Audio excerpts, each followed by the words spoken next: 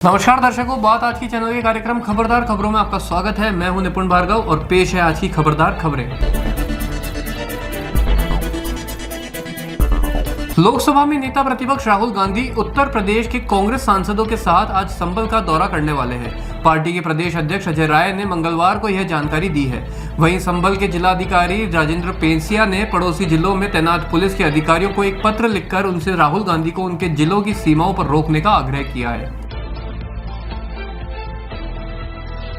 गुजरात के नडियाद में कल देर रात अहमदाबाद वडोदरा एक्सप्रेस हाईवे पर एक दुखद हादसा हो गया। यहां एक कार की ट्रक से टक्कर हो गई, जिसमें कार में सवार 3 लोगों की मौत हो गई और 2 लोग गंभीर रूप से घायल हो गए। मौके पर पहुंची पुलिस ने घायलों को पास के नजदीकी अस्पताल में भर्ती करवाया, जहां उनका इलाज जारी है। महाराष्ट्र के नए मुख्यमंत्री के नाम का ऐलान भले ही अब तक ना किया गया हो, लेकिन 5 दिसंबर को होने वाले शपथ ग्रहण के लिए मुंबई का आजाद मैदान पूरी तरह से तैयार हो गया है। आजाद मैदान के साथ साथ आसपास के इलाकों में भी सुरक्षा बढ़ा दी गई है। इस समारोह में प्रधानमंत्री मोदी के भी शामिल होने की संभावना बताई जा रही है। ऐसा माना जा रहा है कि आज शाम तक महाराष्ट्र के नए मुख्यमंत्री के नाम का ऐलान कर दिया जाएगा। समारोह के दौरान भीड़ को देखते हुए मुंबई पुलिस ने 2500 से अधिक पुलिसकर्मी तैनात किए हैं। दक्षिण कोरिया के राष्ट्रपति यून सुक येओल ने मंगलवार को देश में मार्शल लॉ लगाने के कुछ ही घंटों बाद इसे हटाने का ऐलान कर दिया। अपने इस फैसले के पीछे येओल ने विपक्ष को सत्ता विरोधी ताकतों और लोकतंत्र के लिए खतरा करार दिया था। हालांकि उनके मार्शल लॉ के ऐलान ने सिर्फ विपक्ष ही नहीं बल्कि देश के सभी सांसदों को एकजुट कर दिया है। इन सब ने संसद में साथ आकर राष्ट्रपति के फैसले के खिलाफ एकजुटता दिखाई है। आज अल सुबह करीब 3 बजे चूरू हनुमानगढ़ मेगा हाईवे पर 2 वाहनों की टक्कर में 5 लोगों की मौत हो गई। वाहन चालक समेत 2 लोग गंभीर रूप से घायल हो गए। बताया जा रहा है कि टाटा सफारी गाड़ी में सवार सभी लोग सरदार शहर से हनुमानगढ़ की ओर जा रहे थे।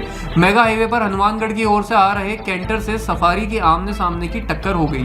टक्कर इतनी भीषण थी कि कार में बुरी तरह फंसे 2 लोगों को निकालने के लिए ही करीब 3 घंटे की मशक्कत करनी पड़ी। यूं तो दिल्ली के लिए दिसंबर का महीना बारिश वाला होता है, लेकिन अभी लंबे समय से यहाँ शुष्क मौसम बना हुआ है। अक्टूबर और नवंबर के महीने भी पूरी तरह से शुष्क रहे और सामान्य से काफी ज्यादा गर्म रहे। अब दिसंबर के शुरुआती दिनों में भी यही हाल देखने को मिल रहा है। मौसम का पूर्वानुमान लगाने वाली एजेंसी स्काईमेट के मुताबिक दिसंबर के पहले 3 दिनों में न्यूनतम तापमान 10 डिग्री सेंटीग्रेड से अधिक दर्ज किया गया है। शिवसेना यूबीटी की नेता प्रियंका चतुर्वेदी ने कहा कि मैं कहना चाहती हूं कि स्थिति ऐसी है कि कोई भी राज्यपाल भवन नहीं गया है। किसी ने सरकार बनाने का दावा नहीं किया। किसी को नहीं पता कि मुख्यमंत्री कौन है। किसी को नहीं पता कि शपथ ग्रहण कब होगा, क्योंकि राज्यपाल भवन से कुछ भी अपडेट नहीं आ रहा है। सारी जानकारी भाजपा के एक्स हैंडल से आ रही है और वही राज्यपाल की भूमिका निभा रहे हैं। प्रियंका ने कहा कि बारात तैयार है, लेकिन कोई नहीं जानता कि दूल्हा कौन है। दक्षिणी दिल्ली के नेपसराय इलाके में एक घर के 3 लोगों की हत्या करने का मामला सामने आया है। माता, पिता और बेटी की किसी धारदार हथियार से हत्या कर दी गई। मृतकों की पहचान 55 वर्षीय राजेश, उनकी 47 साल की पत्नी कोमल और 23 साल की बेटी कविता के रूप में हुई है। पुलिस ने बताया कि मृतक का बेटा सुबह 5 बजे मॉर्निंग वॉक के लिए गया था। जब लौटकर वापस आया तो घर का दरवाजा खुला था और अंदर जाने पर उसने देखा तो उसके माता पिता और उसकी बहन खून से लथपथ अवस्था में पड़े मिले। इस पर उसने पुलिस को सूचना दी। इस हत्याकांड से पूरे इलाके में दहशत का माहौल हो गया है। बिहार कांग्रेस कमेटी के अध्यक्ष अखिलेश सिंह ने संघ प्रमुख को लेकर विवादित बयान जारी किया है। उन्होंने कहा कि पहले मोहन भागवत जी को शादी करनी चाहिए, फिर खुद 3 बच्चे पैदा कर उदाहरण पेश करना चाहिए। इस बयान पर भाजपा भड़क गई है। बीजेपी नेता प्रेम रंजन पटेल ने कहा कि अखिलेश सिंह पर राजद्रोह का केस होना चाहिए। उन्होंने कहा कि अखिलेश सिंह ने एक संत व्यक्ति के ऊपर ओछी टिप्पणी की है।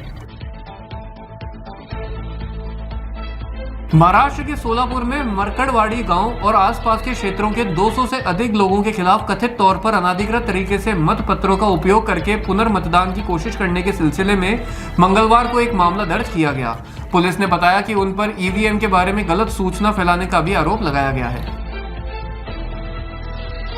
खबरदार खबरों में आज के लिए इतना ही। कल फिर होगी आपसे मुलाकात। तब तक के लिए आगे दीजिए। नमस्कार।